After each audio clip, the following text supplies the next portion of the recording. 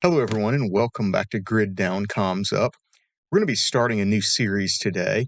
This series we're going to call Tailgate Talks. And normally this will be a conversation where we discuss some communications related topic and do a little bit of training on this particular topic. Now, this first one is going to be a little more formal, a little less impromptu. We're going to go through the presentation that I have put together for the Eastern Tennessee Homestead Alliance Festival, because I think that this is something that everyone can benefit from and that might prove useful. I'm also going to go through and record some other episodes in the future with some presentations from some other events that I have been at, from Heritage Life Skills and some other places that I've taught, because I think those presentations probably could be beneficial to a much wider audience than the folks who are just able to attend those events. So this episode, we're going to talk about disaster communications and lessons learned during Hurricane Helene, when all communications systems failed and communities were on their own. Some realities of disasters are damaged infrastructure, be it a hurricane, be it flooding, be it tornadoes, be it earthquakes. Pretty much any natural disaster will in some way, shape, or form impact critical infrastructure. It will cause power outages. It will cause communications outages. It can cause issues in restoring those systems due to other damage to roads and other infrastructure. During Hurricane Helene, we saw equipment that was damaged, roads that were no longer accessible, roads that were completely gone. One of the important things to kind of remember about roads tend to also be the route that your critical communications follow, either above or below ground. And when those are taken out by landslides or undercut by floodwaters, oftentimes the communications cabling is also destroyed. Facilities were flooded and also knocked offline.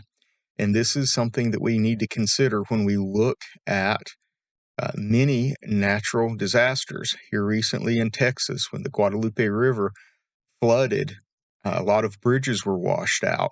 Well, if you've ever looked underneath a bridge, you'll see oftentimes piping and cabling and communications and other things that cross the river under the bridge, because digging under a river, horizontally boring under a river, is quite the undertaking and can be mired by a lot of complications. So historically, we just kind of hang it underneath the bridge and go on. So this is something that we really need to keep in mind. And you can see here in the pictures here the road that is just absolutely gone, and everything around it is completely washed out. And it's important that we remember that during a disaster, communities, they're a lifeline. The people that are immediately around you in your neighborhood, or the same road that you live on, within walking distance, a couple of miles, those folks are going to be your lifeline. They're who you're stuck with. They're who you're going to have to be dependent upon. I'm going to show a few pictures here of just some damage in western North Carolina that illustrate the scope and size of this particular disaster. These are railroad tracks that were just completely destroyed and mangled. It's the Clinchfield Railroad, completely gone. When we first went through there was little left identifiable of the road or the railroad. This was what was left of the route, I think it is Route 107, between the ridge that separates Irwin from the rest of Eastern Tennessee, without having to go up through Johnson City or around another way. It runs right along the edge of the Nolichucky, and in this bend, the Nolichucky just completely washed the road and the communications. and everything out. And another thing I kind of want you to look at in this picture, ordinarily, this would be a beautiful place. The terrain here in the hurricane was particularly rugged. You can see the ridges behind us. There's ridges on both sides. This provides a very challenging environment for communications, particularly for two-way radios, that kind of thing, just due to the ruggedness of the terrain. A lot of these areas, on a normal good day, cell phone service was probably spotty at best, and then it went away, and then trying to supplement is just even more challenging. Here's another example of roads that just slid off. Anything that was buried along the road went with it: water, natural gas, telephone, power, anything that was buried just down the side of the mountain as well. This is a picture from Chimney Rock. You can see that the road just disappears. It's completely gone, along with all the infrastructure surrounding it. More landslides. It's just one massive amount of destruction after another, and a lot of it, it was spread out over a wide area. But we're showing pictures here surrounding roads largely because their critical infrastructure follows roadways.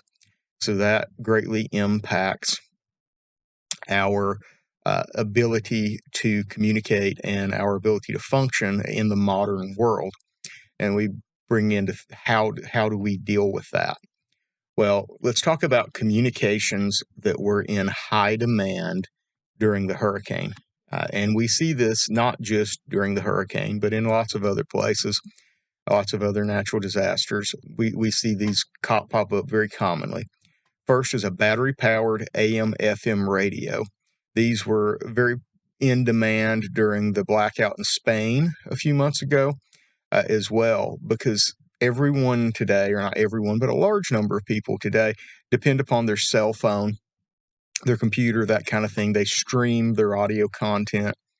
They don't necessarily listen to traditional broadcast radio. 20 years ago, 30 years ago, everybody had, a Sony Walkman or some kind of portable AM/FM radio that they listened to while they were out jogging or mowing the yard or whatever. Everybody had some way to receive broadcast radio. Today, most people have, their primary listening point for broadcast radio is in their automobile while they're driving back and forth to work, or, out and about doing things like that. That's where the listenership is.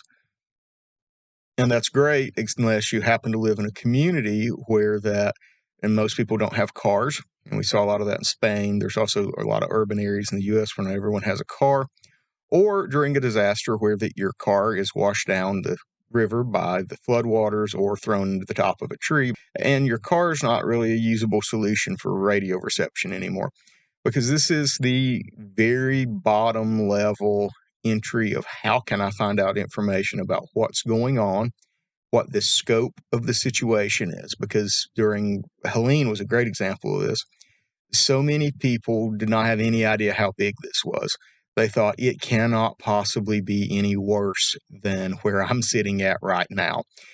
And a lot of them were stunned to later find out that, it really wasn't all that bad where they were, and that there were places that were much, much, much worse off than their specific location.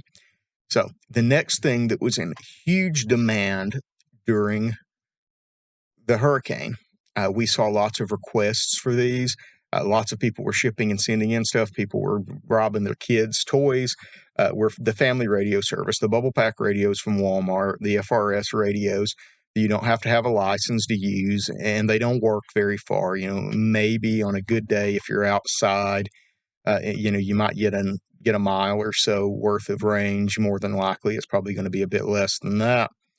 But that was enough for communities that were trying to dig themselves out of the disaster to be able to coordinate and communicate amongst themselves, because they were their own first responders. That became huge, huge, huge value. And I encourage you, if you don't have some FRS radios, you don't have a plan, that's something I would probably look into getting.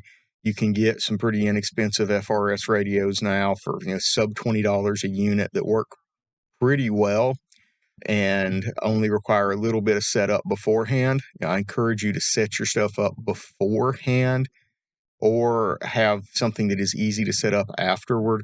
Because a lot of, again, when the power went out, people didn't have internet anymore. They couldn't go download that piece of software that they needed to program their radio to work with everyone else in their community.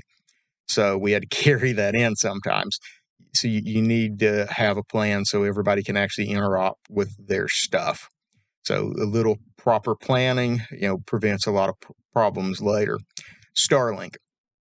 Starlink was the kind of star of the hurricane recovery in a lot of ways, because it allowed easy connection to the outside world with high-speed internet, just like on a normal day. And there were Starlinks popping up at every community center and a lot of neighborhoods where people could share. It was just constantly a place for people to get cell service and Wi-Fi calling and send emails and all those sorts of things. So Starlink was a huge thing once it was working.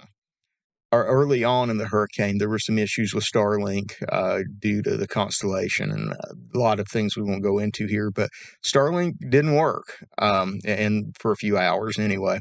So it is good to have potentially a communications plan that's not dependent on Starlink in case something happens. We've also seen some Starlink outages in the last few weeks. Now, remember, Starlink is still somebody else's infrastructure, and it's a target of strategic value during a military conflict. It also is fallible because it's complex. So it's a great tool, but don't look at it as your one and only tool.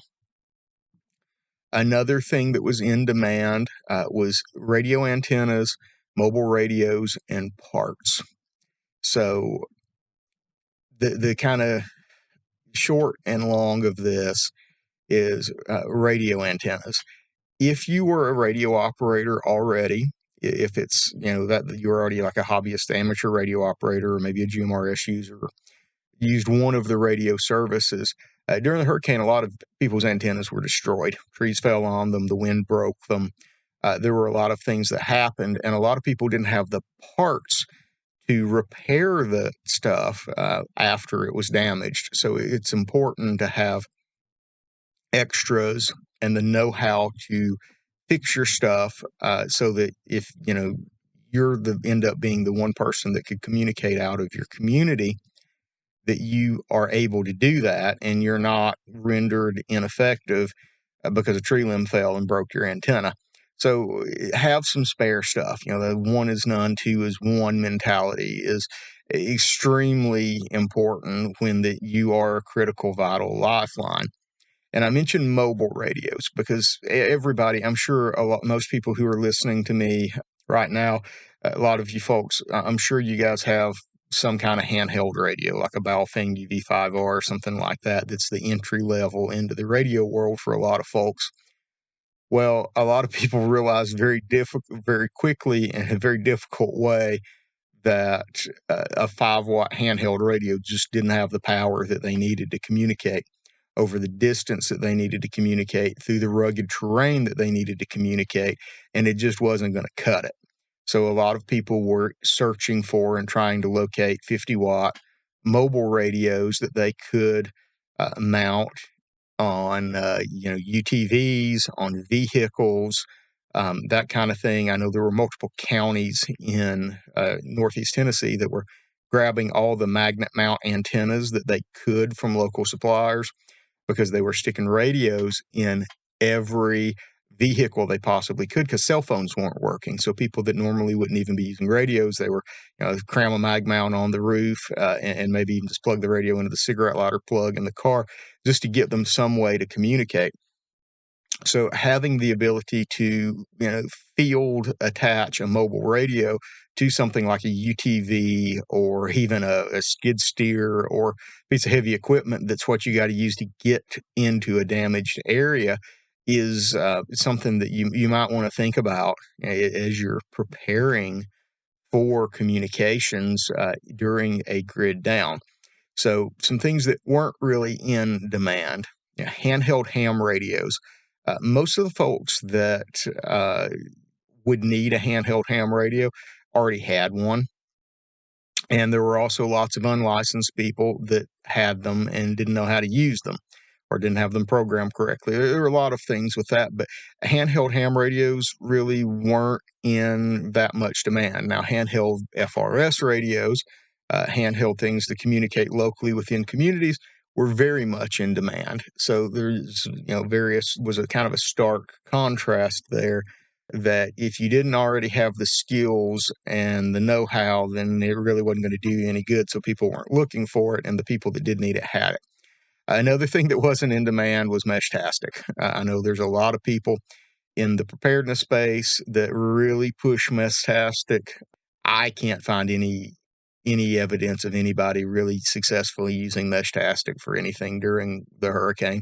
It's a great idea, and maybe one day it will come to more fruition. But it was not something that was in demand. Some communication success stories, and we look at success stories because we want to replicate those success stories because there's a good chance that they'll work again. So we've talked about FRS already. In neighborhoods, distribution locations, so places where people were handing out food and water and fuel and building materials and all kinds of stuff. A lot of those folks, that they were using FRS to coordinate because they didn't have another communication option, and that was a way for them to work together. So that was a great success. A lot of neighborhoods were using FRS to communicate. Their neighborhood watch, their debris removal teams, the folks who had their farm tractors out trying to fix the roads, whatever it was, FRS was a excellent tool there because it was very simple to use and a lot of people had it. It was available. Amateur radio was hugely successful. Most of the coordinated relief efforts in and out of Western North Carolina and Eastern Tennessee were facilitated by amateur radio, especially in the first 72 hours. Yeah, there were a lot of Starlinks running around, and those were a great success story too. But Starlinks, with the exception of the rare few people that have Starlink mobile devices permanently mounted on their vehicles, really aren't something you can use in motion, and so much of communications surrounds logistics. Communications is an enabler of logistics. Disaster relief, survival, day-to-day life is largely driven by logistics. So we saw amateur radio as a way to locate people that were potentially missing, to contact communities that were cut off, coordinate supply drops, schedule supply drops, pass useful information. Tons and tons and tons of stuff. There were people working amateur radio literally 24 hours a day, 7 days a week, for weeks to months after the event in order to facilitate relief efforts. Starlink, we've talked about. Starlink was totally a massive success story in getting people reconnected to the outside world. Most of those Starlinks came in from outside. That again, we went back to the things damaged. You have a Starlink, it's mounted on your roof, and a tree falls on it, it's done for. So having maybe a Starlink portable, something like that, that is sheltered and maybe in a Pelican case, where it's waterproof, that kind of thing could be a huge benefit to kind of aiding that success story. But so many Starlinks were delivered. Starlink was just such an amazing resource. Another one I want to bring up is the Garmin InReach satellite communicators that so many backpackers and backcountry travelers use. I actually received several messages from people who were at prepper camp in Saluda, North Carolina when the hurricane hit, via their Garmin InReach to let me know that they were okay, and actually to ask me to reach out to some of their loved ones and family and let them know that they were okay. That was the way that they communicated out to me before we moved over to amateur radio and then even later Starlink. Very, very valuable tool potentially as a last ditch item. Communications complications in terrain. So as we're preparing to communicate and we're looking at things that happened during the hurricane, terrain is a huge, huge, huge issue, particularly in the mountains of Appalachia. If you look at the picture here, you can see this is, again, Highway 107 in Tennessee that was wiped out during the Nolichucky. Is very rugged. Everything's a valley. Line of sight communications, VHF, UHF, the things we carry around with us handheld, they just don't go very far. Or they require a very high up in the air location for an antenna. And because of that, we have to figure out workarounds for that. And one of the workarounds for that was very common is everybody in the community had FRS radios. Maybe everybody in the debris removal team or the disaster relief team were using FRS radios. Sometimes it was ham, but a lot of times it was FRS. They're communicating. And then one person kind of central to all of them had a Starlink and was able to communicate back out of the impacted area should they need a CASEVAC or should they need additional supplies or any other support from outside so that they could communicate then back to the person that had access to Starlink, and then they could get the information out.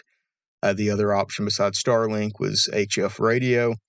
A lot of folks were using HF radio to do that in certain circumstances because HF radio does not have to have line of sight. We won't go into the details of HF propagation here. That's for a totally different class. But HF propagation allows us to bounce things off the upper atmosphere so we can clear mountains and communicate kind of anywhere we want to. It's just a bit more complex. And that allowed folks to take some of the load off repeaters because there were a number of repeaters for radio. And if you're not familiar with what repeaters are, the short definition is they're a mountaintop radio device that relays the signal from you with your handheld radio or mobile radio back out to everyone that is listening to that repeater that's located on a mountaintop. The problem is power. Lots of things were damaged. There were a lot of issues that took a lot of that equipment off the air. The Mount Mitchell repeater in western North Carolina was very much an exception to that and very much the lifesaver of many in western North Carolina and eastern Tennessee that allowed them to communicate. But we have to remember that those will not always be available and that they very much dodged a bullet in western North Carolina with that incredibly capable repeater being present. So those are ways we work around terrain, but it is much more involved than something that we can simply do with some handheld radios that we've picked up off of Amazon. How can you prepare for a natural disaster or something similar to this? And these are just some bullet points and some things that will get us started and can kind of get you off to building a plan to communicate in the event of a widespread natural disaster. Well, the first thing is some license-free radios for the neighborhood. And you need to build and train with these as well. Create a neighborhood emergency response team or a neighborhood watch or some sort of emergency response group that is in your neighborhood. Go ahead, get the gear, practice communicating, maybe do a weekly check-in. I know of several communities in the mountains that have questionable cell service that do that, out of concern for wildfires or other natural disasters that could leave them unable to communicate in a conventional way. They all have radios. They practice, periodically and make sure that they're ready to go if something happens. Another thing you need to keep in mind is you need to have extra gear and accessories. So when you work with your communications equipment, it's different than a lot of amateur radio operators. Amateur radio operators are called amateur for a reason. Largely, it's an amateur effort. It's a hobby for a lot of people. They do it because it's fun, and they're not real. They don't really have quite as strenuous of an expectation of their equipment as the people that use it every day and depend on it for their livelihood or their personal safety. So we tend to be a little more abusive of our equipment, though it should be designed for that, than your typical amateur radio operator is. So you need to understand that you need to have extra gear and accessories, and some of those things are extra batteries, ways to charge, extra antennas, even for your handheld radios. And you see a lot in all the pictures and people who are think they're cool, that are running around with big long antennas on their handheld radios because they're trying to get every ounce of extra range that they can out of the radio, which is understandable until you go try to work in the woods after a natural disaster when there's trees down everywhere and your radio antenna is getting hung on everything and then ends up getting broken. So, sometimes there's a balance there, but also having extra stuff for when you break your radio antenna. Another part of that is there's something called a speaker mic that where you can have your radio clipped to your belt and it extends the speaker up by your ear, and you have the push to talk button up there where you can talk. And some of them even have a extra port where you can plug an earbud in, or you can plug it into your active electronic hearing protection. Because on a normal day, walking around kind of in a typically kind of noisy-ish environment, just with people talking, it can be difficult to hear what the radio on your belt is saying when someone says something. Well, now for most amateur radio operators, it's not necessarily a huge deal because they're not necessarily doing a lot of things, even if they're supporting like a public service event, like a bicycle race or something like that. There's not a lot of noise around. But then when you go to disaster relief and there's heavy machinery, there's tractors, maybe you're running a chainsaw, you got other PPE on, personal protective equipment on, and you got to make your radio work with that so you can hear if someone is calling for help or someone needs you while you're running a chainsaw or doing something else. You need to have the proper stuff to connect to your PPE. The cheap way to do it is to buy for like $10-12 on Amazon a 5-pack of the little teeny earbuds you can tuck in your ear, put your hearing protection over it, and then you plug that into your speaker mic and kind of tuck all that out of your way underneath your clothes where it's not getting snagged on stuff. And then you can listen and hear. And if somebody calls you, you'll be able to hear them over the equipment that you're running. Another way that you can prepare is amateur radio and Starlink, your lifeline to the outside world. If you don't have your amateur radio license, you think that might be something that you would be interested in, to be that communications person in your community, to have that capability.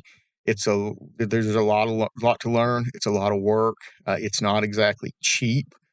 A lot of people buy, the $25 bow thing and think that they're prepared. They're not even close.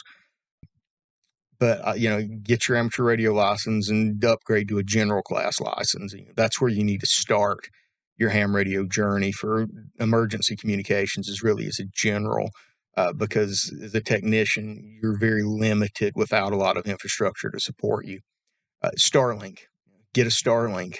I know that the plans are constantly changing. You used to be able to just pause service and then you could reactivate it if you need to. But Starlink is something you might want to consider having, especially if it's being an alternative where you're at for the quality of service that you have. And then another one is data modes over radio. There were so many things that would have been a lot easier for us to have been able to do, where you can send email and you can send text files and documents and spreadsheets and things with inventory lists, stuff that you need for disaster relief over radio via data. So instead of sitting there trying to read it off in voice, having more people that had those skills would have been incredible, and was oftentimes a bit of a hang up. And of course, if you're already an amateur radio operator and you're looking to prepare better, upgrade your capabilities. If you've only got a Baofeng or some other kind of handheld, get a mobile radio or set up a base radio at your house so you have more range. Extend your capability to get further away from where you are. If you're general, add that HF capability. If you've got HF capability, add those data modes, get some backup gear, make sure you got batteries and other stuff to run your gear off of. when the grid's down so that you are capable of being a valuable asset to your community when the grid goes down, whatever it is, or so that you can help other people get set up. I gave some antennas away. I did a lot of different things like that during the hurricane in order to help get people set up. And if you've got a little know-how, you can build J-poles, put them in a PVC pipe, tune them with a network analyzer, and have a relatively small amount of money and just some time in it so that you can have 10 antennas leaned up in the corner that you can just give away if you need to in an emergency. Here, take an antenna, put this up at your house. Here's a little bit of RG58 coax. Not the perfect solution, but it's going to be a lot better than your handheld with a rubber ducky inside the house. So adding those little bit of extra skills, a little bit of extra stuff just to make it possible to communicate just a little bit further, especially for people that, maybe right now as it is, only have the ability, to talk on their handheld. And maybe that works for them right now because they're dependent on their local GMRS repeater or their local ham radio repeater or whatever. Have, some things to improve that situation. Always improve your position a little bit and get out there and train with your gear. Even if it's just using it kind of on a, not a day-to-day basis, but maybe instead of texting everybody while you're out on the homestead working, take a handheld radio with you and just get used to using that instead of texting with your cell phone. And the truth is, you get a lot more done on the homestead too, because you can leave the cell phone in the house, take the radio, be able to talk to your family, do that kind of stuff, and you don't have the temptation to scroll Facebook or look stuff up all the time, and you don't have all the people texting you and social media and stuff getting in your way, and you can focus more on what you're doing, but you still have a way to communicate with the folks who are there on the homestead with you if you need something. So next, it's definitely worth having a brief conversation in lessons learned about powering all of this stuff off grid, because the grid was destroyed in Western North Carolina and in parts of Eastern Tennessee. So congratulations, you have all this communication stuff, and now it's going to be 4 months before the electricity comes back on. So how are you going to power all this, and how are you going to sustain operations so that you're able to communicate from where you're at? A lot of people don't think about that. So obviously batteries are a thing. You've got to charge batteries. You've got to be able to keep extra batteries that you can cycle through to keep your radio gear running in whatever form that radio gear kind of ends up looking like. Solar panels, and a lot of folks have solar panels outside. Again, that's something, what happens when your solar panels outside have a tree laying across them and are no longer serviceable. Having some extra solar panels, enough to run just the bare minimum of stuff, because charging some batteries to run some flashlights and keep your two ways working and power a couple of other things is a massive, massive, massive boost in capability and functionality, for the homestead. So, a couple folding 200-watt solar panels or, whatever it is, as well as the wiring and cabling to set this stuff up and, make it work in a pinch. You got to have the wire, you got to have charge controllers, all the little interconnect cables to make all your stuff work. And then the other thing to pay attention to when you're picking equipment or selecting equipment is make sure that all of it can somehow be operated off of direct current, straight off the battery, because running a generator is not necessarily an efficient use of fuel, and lots of folks can improvise and come up with something even if they have to use a car battery or a piece of equipment or whatever to charge their stuff off of some DC power from the battery. Make sure you've got USB to DC adapters, because so much stuff gets charged off USB now. It's really the way of the future. You charge your laptop off USB-C. You charge your handheld radios off USB-C now if you've got modern stuff. I've got AA battery chargers that operate off 12 volts DC or off USB-C or whatever. So make sure you have a way to do that. And then if you need to charge your batteries off of a generator, make sure you have a battery charger that's suitable for your batteries, because after particularly a hurricane or something like that, sometimes the sun doesn't come out for a few days. It's still kind of cloudy while the last remains of the storm are dissipating, and you don't get nearly as much solar power as you would ordinarily think that you might. So you might find yourself running a generator just a little more than maybe you would on a normal day. So having some fuel stored, having the stuff to maintenance your generators with, if you do have generators stored for this. A lot of folks don't remember or don't realize that so many of those generators that you pick up at Costco or Walmart or wherever, the maintenance interval on those things is 50 to 100 hours. Well, you figure 48 hours is 2 days. So if you're running that thing 24/7, that means you need to be changing the oil in it every 2 days, or maybe every 4 days. And, a lot of people don't think about that. That's why after a hurricane in Florida, so many people, they buy a generator every time that there's a hurricane because their generator wears out. Well, why did their generator wear out after one hurricane? A lot of times it's because they didn't do any maintenance on it.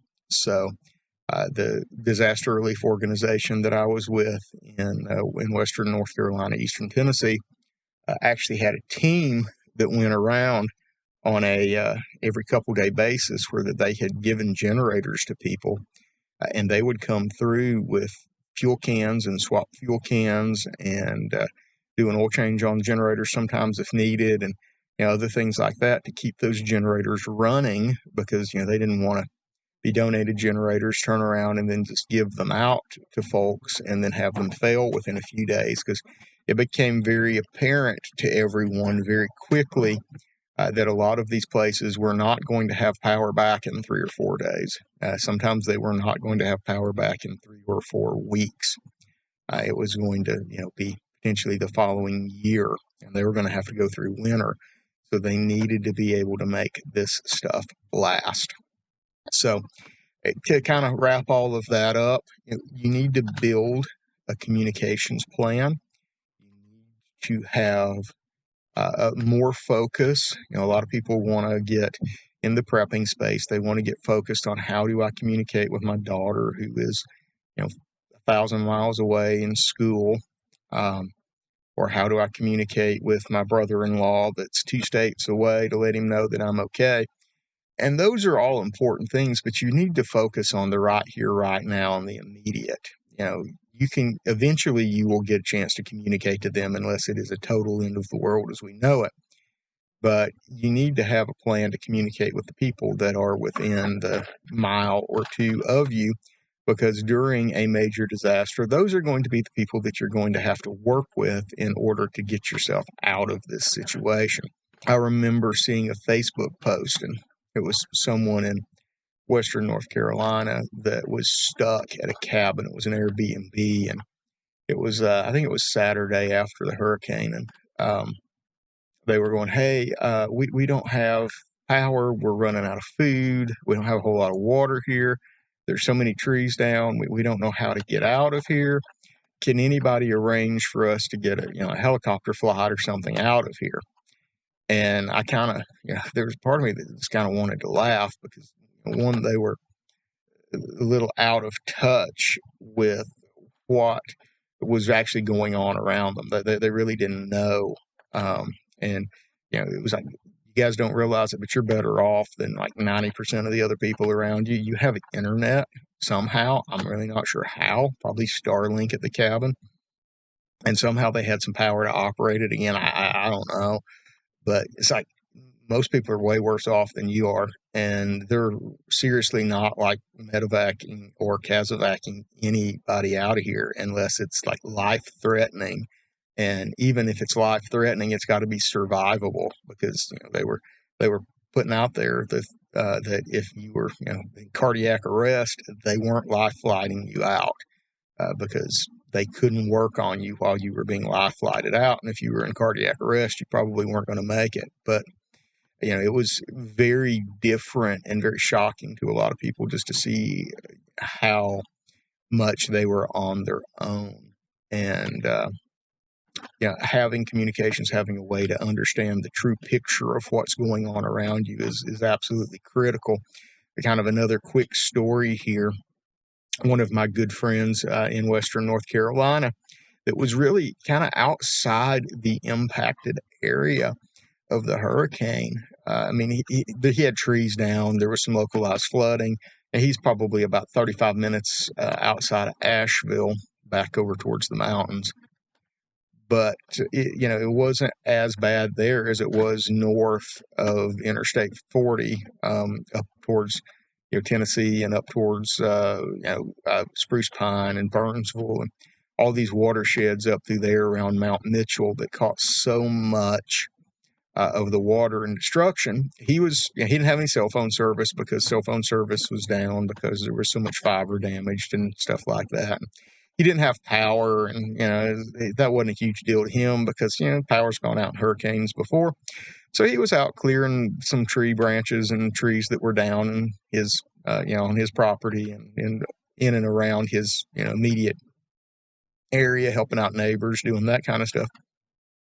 And I don't think he'd actually turned on like an FM radio to listen and find out what was going on. And he hadn't been on amateur radio either. We talk pretty frequently on amateur radio, so I didn't hear from him on the radio for a day or two. And when he finally did, and we were talking about what was going on, that was his first, 3 days later, that he realized how bad it was outside of the area that he was in, because they were just sitting tight. They had food, they had ways to cook off grid, they had water, they were set, they didn't have anything to worry about. And they were just waiting for, it to be over. And they didn't realize that, an hour away from them, there were towns that were completely destroyed. Sometimes, even 30 minutes away, that Asheville was, downtown Asheville was completely flooded, and so many people were displaced, and that, basically no roads in Western North Carolina were really passable. And that was really a surprise to them because they didn't know. So, information is critical, and having a way to communicate, a way to stay aware of what's going on around you is really quite important. Focus on those. If the easy thing today is, if you don't have an AM FM radio, go hop on Amazon after you finish listening to this. You can pick up something that runs off AA batteries for probably $20 or less. Pick up something like that and just have it in the house in case you need it. Particularly, make sure that it will do AM, because most of the FEMA, federal government emergency, for big emergencies, the primary entry point EAS stuff are actually AM stations. Over 90% of them are, because AM doesn't require mountaintops, and it's oftentimes much more accessible during a disaster. And because at night it covers a much larger area than FMs do. A lot of us kind of forget about the AM broadcast band, but that's where, some folks are like, oh, well, I can pick up the FM band on my Baofeng. Well, yeah, you can, but if most of the FM stations in your area are off the air, maybe you want AM. So get that squared away. It's a cheap and easy fix. And then the next one is, go grab some FRS radios. And I'm not going to tell you guys what to get. There's a ton of stuff. Maybe I'll throw something in an Amazon affiliate link or something here eventually. But if you don't mind using a computer to set them up, there's some Redivus, I think they're H77S FRS radios that I've got a bunch of. They're very simple to operate once you configure them with the computer. And they're when I bought mine, they were $16 each. I'm sure that they're more expensive now, but for sub $20 on sale, you buy a 10-pack of them for less than $200 and just have them ready to hand out if you need to. And they charge off USB, so they're very easy for most people to come up with some way to recharge, and just have them around to hand out if you need them. If your community doesn't want to get on board and put something together on their own, take some initiative and spend a little money and have something to help out with in the event that you need to. So just start small, move up. I realize that amateur radio and the big moves into communicating over distance and really the heavy lifting of logistics and stuff, it's not for everybody. And but your local folks, that's something that anybody can do. So I encourage everybody to at least do that. And then if you're interested in some of the more advanced stuff, hang out here with us at Grid Down Comms Up. You can learn a lot here. There's a lot of other great organizations out there where you can learn a lot, but get part of a community, as you grow, especially if you decide you really do want to get into the ham radio side of this. Get plugged into a community like PrepperNet or Amron or one of the other groups that does this stuff and trains with it regularly. So, one, you have training partners and you can, keep your skills fresh and stay up to date. But two, so you can build that network of people that can come to the rescue and help if something does go down and you need to reach out to somebody.